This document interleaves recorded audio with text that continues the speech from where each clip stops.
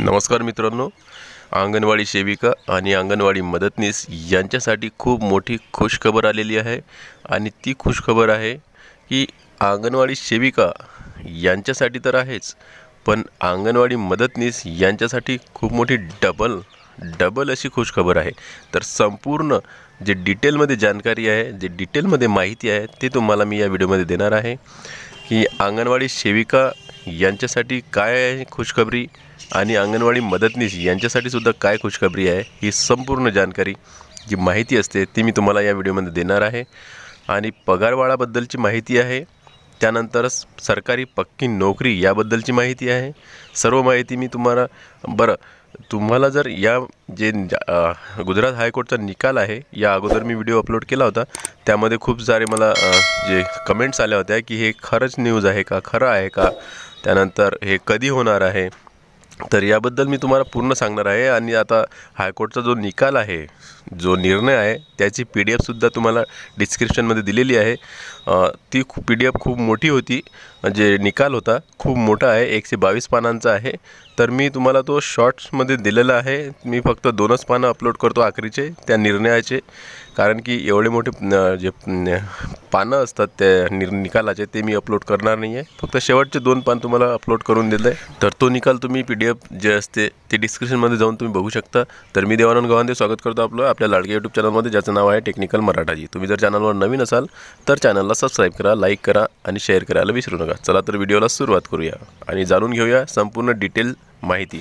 तर बघा, मॅटर हिंदीमध्ये आहे पण मी तुम्हाला मराठीमध्ये सांगणार आहे। अंगणवाडी कार्यकर्ता आणि मदतनीस यांना स्थायी सिव्हिल कर्मचाऱ्यांच्या समान मानला गेला पाहिजे, असं गुजरात हायकोर्टनं राज्य आणि केंद्र सरकारला सांगितले आहे।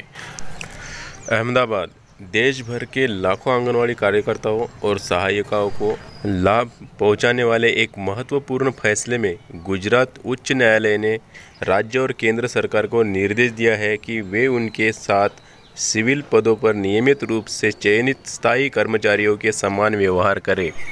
तर बघा, देशभरातल्या लाखो अंगणवाडी सेविका आणि अंगणवाडी मदतनीस यांच्यासाठीची ही याचिका दाखल झालेली होती आणि गुजरात हायकोर्टने त्याचा निकाल लावला आहे। आणि राज्य सरकार आणि केंद्र सरकार दोघांना पण आता त्यांनी सांगितले आहे की यांना नियमित रूपाने जे सिव्हिल कर्मचारी असतात त्यांच्याच बरोबर वेतन देऊन त्यांना त्यांचाच दर्जा देण्यात यावा। तर आता बघा, इथं महत्त्वपूर्ण फैसला त्यांनी दिलेला आहे, तो तुम्हाला मी सांगतोय, तर लक्षपूर्वक ऐकून घ्या।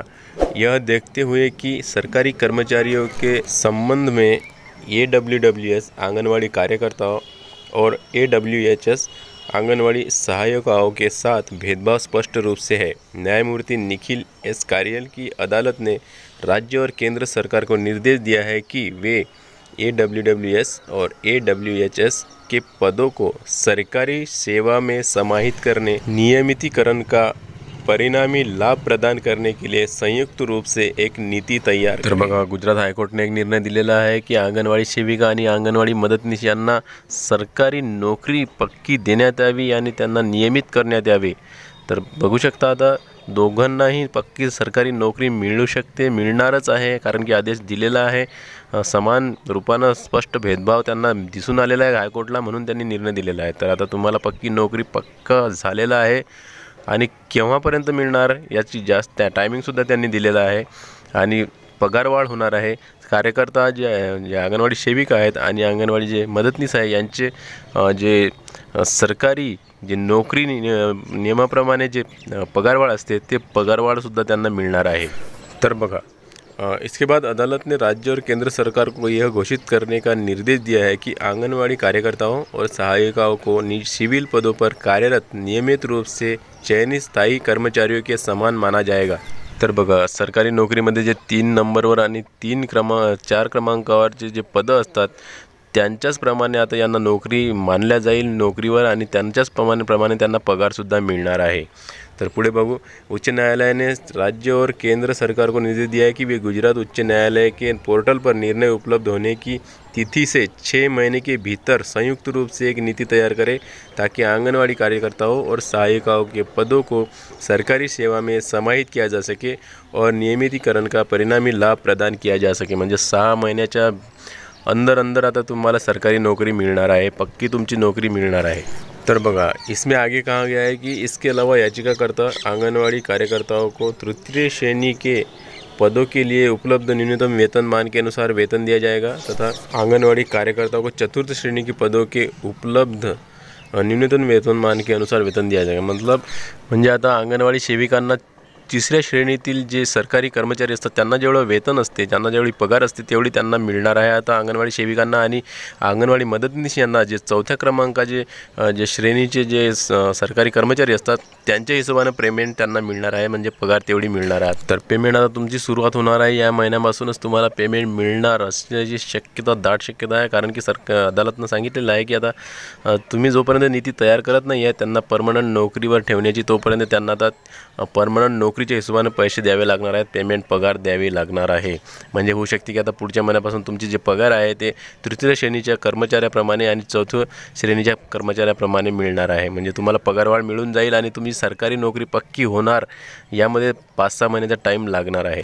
तर बघा, यामध्ये आणखी एक अदालतने आदेश दिला आहे की याचिकाकर्ताओं के मामले में कट ऑफ तिथि याचिका दायर करने की तिथि से 3 वर्ष पूर्व की अवधि से कम नहीं होगी।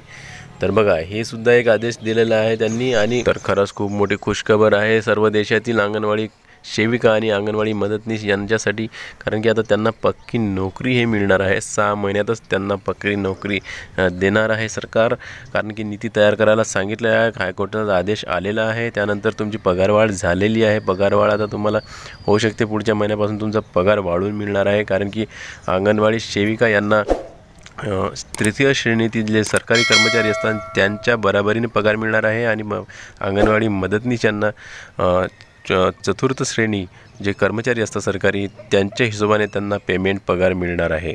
तर दोघांनाही आता खूप मोठा आता खुशखबरी आलेली आहे। मला खूप मोठे कमेंट्स येत होत्या की हे खरंच न्यूज आहे का, खरी न्यूज आहे का, त्यानंतर कधी होणार आहे, कधी पेमेंट वाढून मिळणार किंवा मग कधी सरकारी नोकरी मिळणार।